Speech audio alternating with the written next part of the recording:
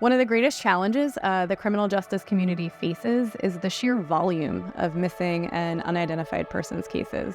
Adding to that is the number of cases that cut across jurisdictional boundaries and the existence of disparate databases that house these records. There was a Department of Justice task force that started in 2005, and this task force decided that there needed to be a way to help with identifying individuals in the U.S. who were deceased, and they wanted a way to be able to do that by not only leveraging medical examiners and coroners, but of course also law enforcement agencies and the public. And so based on that task force, the idea of a centralized system was basically born.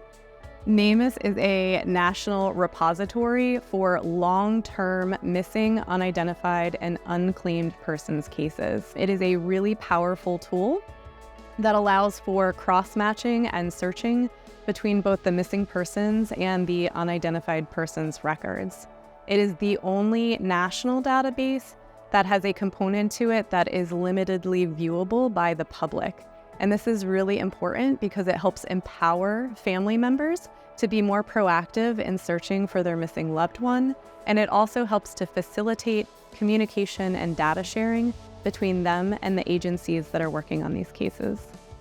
As an agency, we contribute to NamUs. Our own unidentified persons or unclaimed persons are added to NamUs as their records are completed. And so we have an investigator who that's one of her sole responsibilities, is to monitor the NamUs database.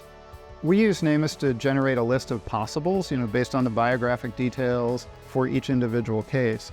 And it's a matter of just systematically going through the number of potentials. That's one way. The other way is to utilize the research that NamUs provides. So they'll do essentially genetic genealogy for us using names, and so we can match them up that way. So two different sets of problems. One, completely unidentified persons. It's more of a hands-on, going through the list that NamUs generates for us. And the other is for unclaimed persons, using those services to help narrow down the number of possibilities. And that's one of the things our investigator does.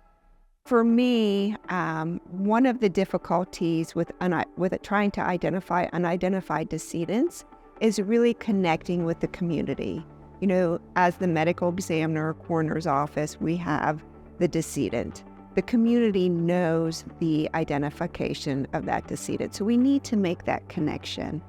And NamUs being a publicly available database, it allows us to communicate with those individuals who are searching for their loved ones and allows us to make identifications where previously we were unable to make those IDs.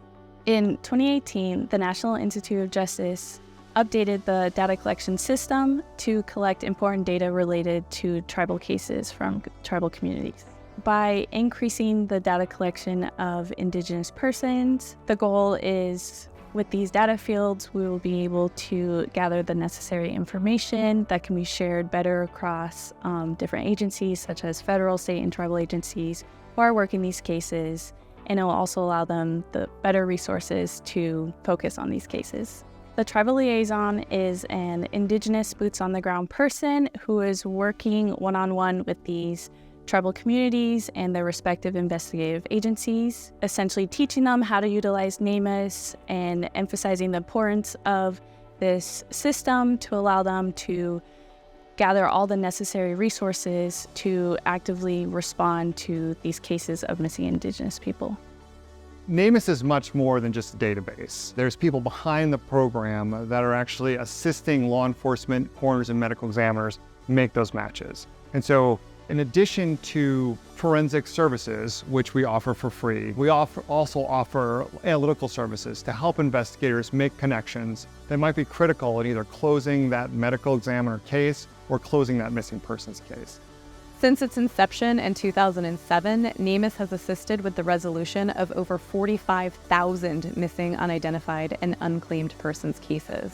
We would like to continue to build upon this success, and the best way to do that is to ensure that all appropriate long-term missing and unidentified persons cases are entered into the database. The more cases entered into the system and the more resources we have to support these cases, the more solves that we're going to be able to help generate.